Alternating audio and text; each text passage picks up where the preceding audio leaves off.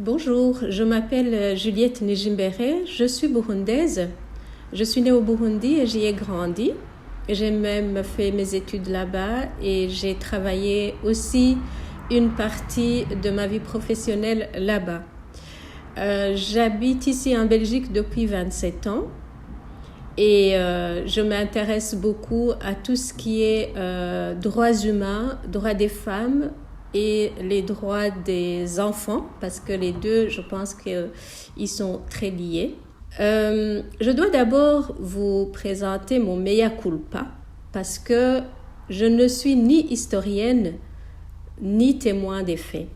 Ce que je vais vous raconter, c'est ce que j'ai entendu de la part des témoins, ou ce que j'ai lu dans les livres, ou ce que j'ai entendu de mes parents. Je vais essayer de brosser un peu la vie du prince Louis Rwagasore et de ses compagnons et comment il est parvenu à obtenir l'indépendance du Burundi. Les héros de l'indépendance du Congo RDC, Patrice Lumumba, et de l'indépendance du Rwanda, Mutara Rudahigwa, étaient d'abord les premiers compagnons de lutte du prince Louis Rwagasore. Pourquoi? Parce que tout ce qu'ils faisaient, les trois héros des trois pays, ils le faisaient en synergie. Sachant que Rwanda-Urundi était sous protectorat belge après le départ des Allemands quand ils ont perdu la guerre, le Congo RDC, lui, était une colonie belge. Et les trois héros, comme je vous l'ai dit, ils étaient très liés et très en synergie. Le prince Louis Rwagasore est né en 1932 et son père, c'est le roi Mwambutsa et sa mère, c'est Thérèse Kanyonga. Il a fait ses études au Burundi, d'abord les études primaires, et il est parti faire ses études secondaires au groupe scolaire Astrida à Butare au Rwanda. Après les études de secondaire, il se rendit en Belgique, à Anvers, où il allait faire ses études universitaires en 1956. Mais son séjour fut écourté par lui-même parce qu'il avait envie de rentrer au pays pour s'occuper de la vie politique. Et quelle vie politique il a mené via le monde associatif, parce que Rwagasore a créé les coopératives strictement africaines et d'ailleurs qui ont été par après interdites par l'administration coloniale belge. Rwagasore, après être rentré au pays, il a fondé le parti politique UPRONA, Union pour le progrès national, avec ses compagnons de lutte Paul Mirerekano et Tade Siguyumu Munsi. Tous les deux, ils avaient envie d'avoir l'indépendance.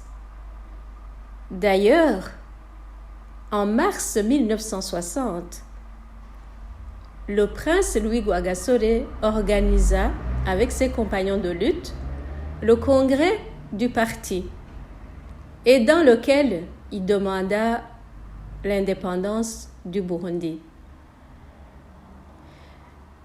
La résistance a pris une autre tournure parce que, au même moment, le parti UPRONA a demandé au peuple, à la population burundaise, de ne plus payer les taxes et de boycotter tous les magasins des expatriés.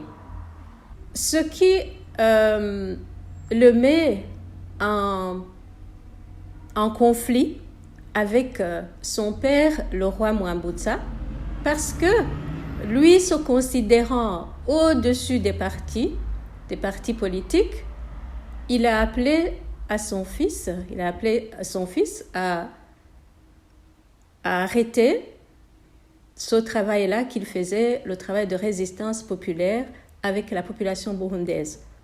Il a même essayé de l'envoyer au nord du pays, dans une chefferie qu'il allait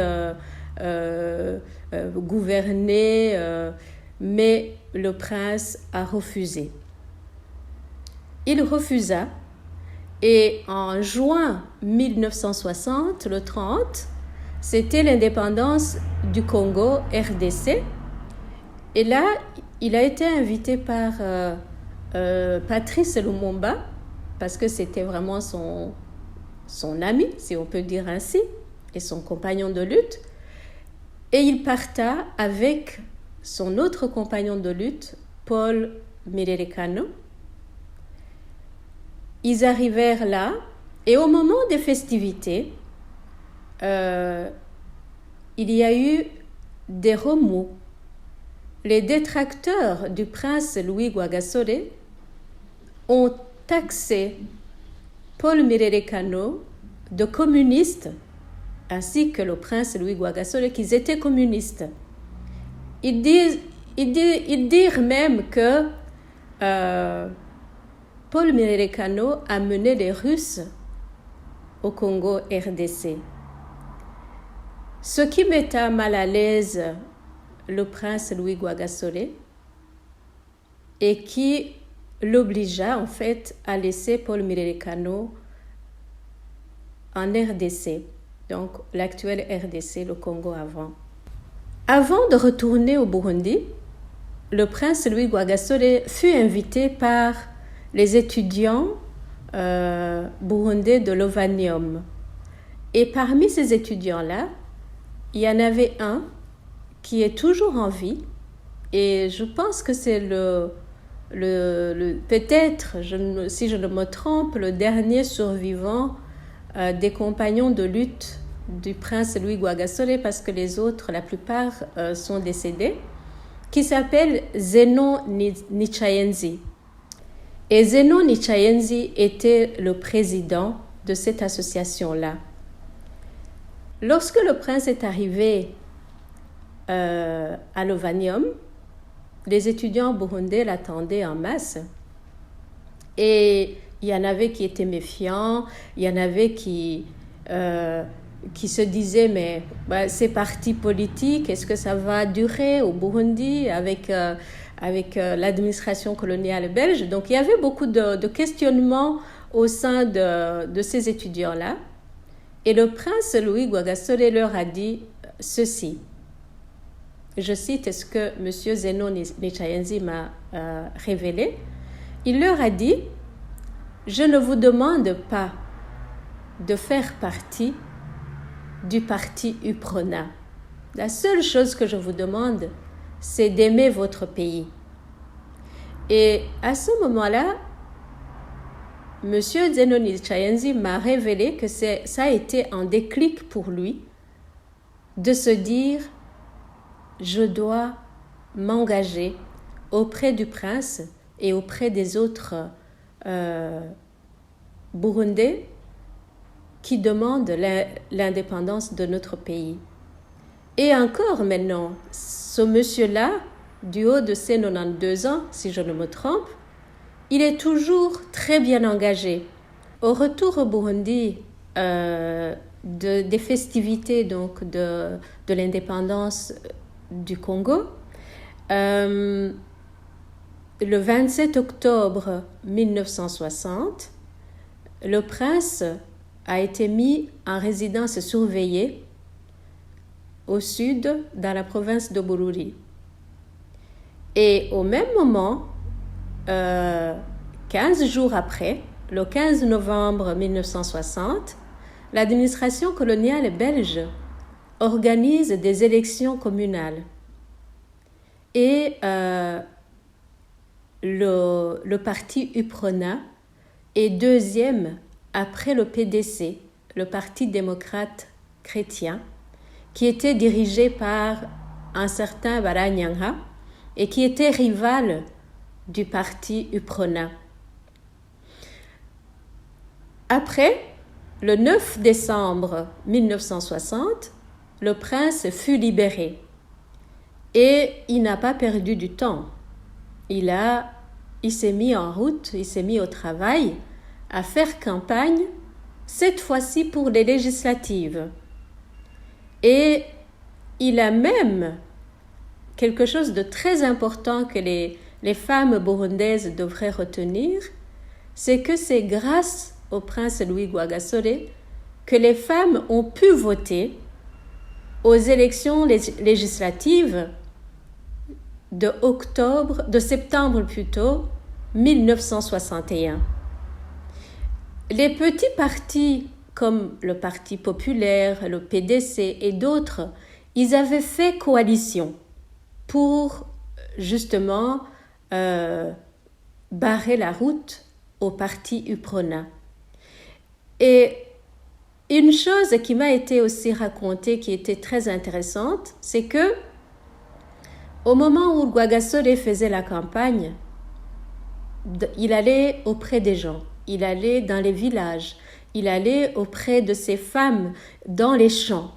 Il leur expliquait comment les élections allaient se passer, comment elles allaient voter.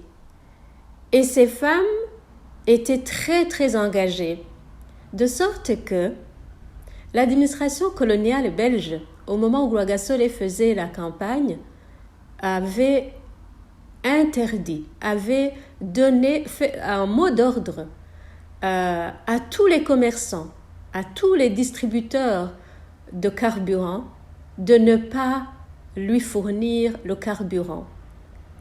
Et qui a sauvé cette campagne? Ce sont les femmes burundaises. Et comment elles faisaient? Vous savez que dans notre culture, on porte les bébés sur le dos. Et les femmes burundaises ont eu une idée. Elles se sont dites, si on porte des jerrycans de carburant, on va croire qu'on porte les bébés sur le dos. Et elles se sont organisées en sorte que à chaque arrêt du prince, il avait du ravitaillement pour sa voiture. Et c'est comme ça que le prince a pu faire campagne sans entrave, sans problème. Donc, encore une fois, les femmes héroïnes également, elles ont voté en 1961 et elles ont permis au parti UPRONA de gagner haut les mains parce que sur 64 sièges, l'UPRONA a eu 58 et les 6 autres étaient pour la coalition formée par, entre autres, le Parti démocrate chrétien. Le prince forma le gouvernement. Le gouvernement qui était, dont le premier ministre était son compagnon de lutte encore, Pierre Ngenda Ndoumwe. Et Tadesse Gueye Moussi était élu comme président de l'Assemblée. Malheureusement, le prince ne verra pas ce gouvernement en action parce que un mois après, il fut assassiné à l'hôtel du lac Tanganyika par un certain Kajorgis d'origine grecque qui aurait tiré sur le prince. Au même moment, on a aussi accusé Baranyanga et ses 2 fils, Nidendereza et Birori, furent aussi tués parce que ils étaient accusés comme étant les complices de Kajorgis. Mais tout cela, c'est ce qu'on dit. Tout cela, n'a été vérifié nulle part. L'assassinat du prince n'a jamais été élucidé. Tout comme l'assassinat de Lumumba, tout comme l'assassinat de Mutara, les 3 héros des 3 pays des Grands Lacs sont morts dans des circonstances toujours inconnues.